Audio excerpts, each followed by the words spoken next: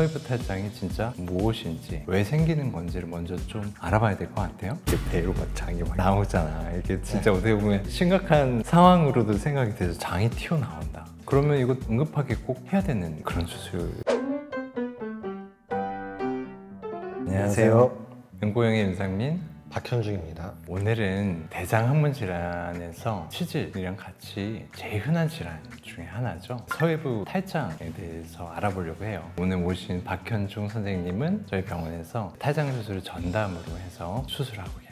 탈장에 대해서 관심도 많고 경험도 많고 여러분들이 궁금해 하시는 것들을 많이 해결해 줄 수 있을 거라고 생각합니다. 이 서해부 탈장이 생각보다 되게 많이 발생을 하더라고요. 어느 정도나 발생하는 거죠? 일생 동안 그 인구의 약 5% 정도에서 발생하고요. 특히나 남성에서 여성보다 한 25배 정도 더 많이 나타납니다. 전체 탈장 중에서 약 한 70%가 서해부 탈장으로, 그 중에서도 간접 서해부 탈장이 가장 흔하다고 알려져 있고요.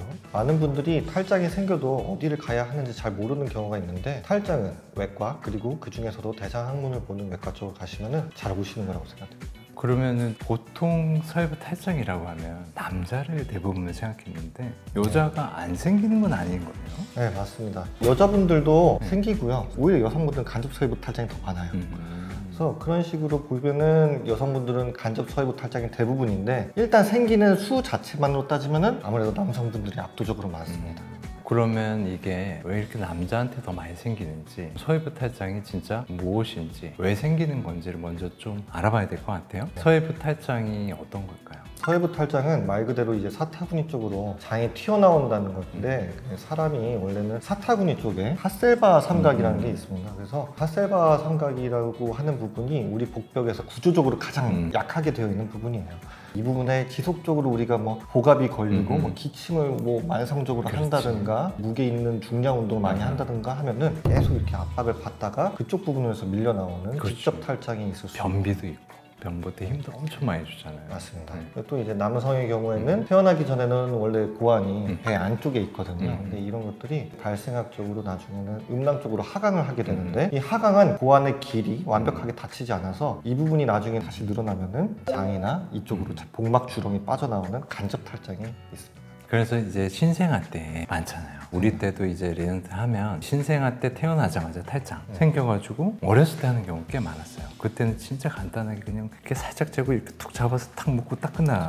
그런 수술을 했었었는데, 어릴 때 많다는 건 이제 고환이 내려오는 그 길이 닫히지 않고 글로 바로 장이 나오기 시작했다. 선천적인 그런 거네요. 그렇죠. 그럴 때는 그냥 단순하게 꼬매는 것만으로도 충분하다라고 알려져 있습니다. 그럼 아까도 얘기했지만 복압이 계속 걸리는 행위가 반복되면서 일로 나오게 된다는 거는 운동이랑도 분명히 연관성이 있을 수 있겠네요. 네, 맞습니다. 그래서 뭐 상하차일 같은 무거운 택배 짐을 옮기시는 분들, 아니면은 역도를 한다든가, 뭐 이제 스쿼트 많이 하잖아요. 3대 운동이라고. 아니면 변비가 심해도 이제 변 볼 때 과도하게 힘을 엄청 끙끙거리면서 주시는 분들이 있는데, 그런 것들도 유발 요인이 될 수 있고, 최근에도 저희 실제로 수술하신 환자분 중 한 분은 기침을 한 3주 동안 했더니 갑자기 이제 튀어나오기 시작하더라, 이렇게 오신 분들도 있어서요. 기침도 조금 조심해야 될 요인 중 하나라고 봅니다. 그러면 또 한 가지 궁금한 게, 아까는 이제 복벽이 약해지는 대로 튀어나오기도 한다고 그랬잖아요. 근데 운동은 어떻게 보면 복근을 강하게 할 수도 있는 건데, 그럴 때도 또 심해질 수도 있다는 거네. 네, 맞습니다. 그래서 이거를 스포츠 탈장이라고도 불러요. 아까도 말씀드렸다시피 그 핫셀바 삼각이라는 건 구조적으로 약한 부분이라서 팬층에 레이어가 없어요.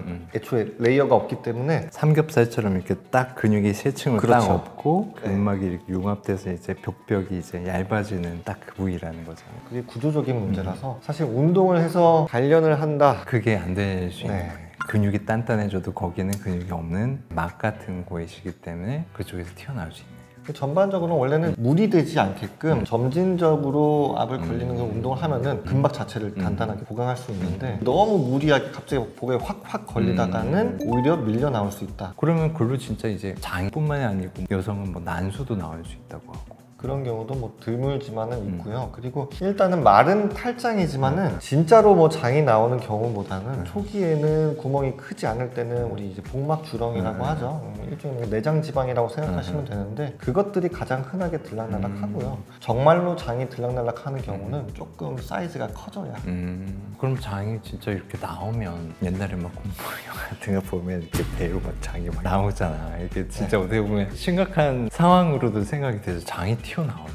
그러면 이거 응급하게 꼭 해야 되는 그런 수술. 사실은 막 엄청나게 응급하고 급하고 막 그런 건 아닙니다. 그런데 이게 평소에는 잘 들락날락 하거든요. 환자분들도 이제 빠져나온 걸 알고 스스로 그냥 집어넣으시는 분들도 많고. 그런데 이게 항상 그렇지는 않아요. 그래서 어느 순간에 아니면 내가 이제 모르는 사이에 튀어나왔는데 넣지 못하고 그렇게 있다 보면은 한 번은 튀어나왔다가 들어가지 않고 튀어나온 상태로 꽉 끼는 수가 생겨요. 빨리 넣어주면 괜찮은데 빠져나온 상태로 조금 방치가 된 상태로 있다 보면은 아무래도 튀어나와 있는 장이 조금씩 더 밀려 나오면 그 자체로 그 공간에 압력이 걸리거든요. 튀어나온 구멍 자체는 좁으니까 얘네를 먹여 살리는 혈관도 같이 나와 있는데 이 구멍으로 자꾸 쫄리는 거예요. 목이. 그러다 보면은 튀어나온 게 더 부종이 생깁니다. 동맥은 들어가지만 정맥은 안 나와요. 맞아요. 그래서 피는 들어갔는데 정맥은 밀고선 다시 들어가지 못하니까 계속 붓다가 나중에는 아파가지고 넣으려고 해도 안 들어가는, 그렇게 되면 이제 장이 썩을 수 있기 때문에 그런 경우에는 이제 응급 상태가 되기 때문에 그래서 그 전에 미리 예방적으로 수술을 하시는 게 중요한 겁니다. 그러니까 결국은 이게 나왔다 들어갔다를 한번 시작을 하면 사실 이 빵꾸가 생긴 거잖아요. 어떻게 보면 열린 거지. 그러면은 막히지는 않을 거 아니에요, 저절로.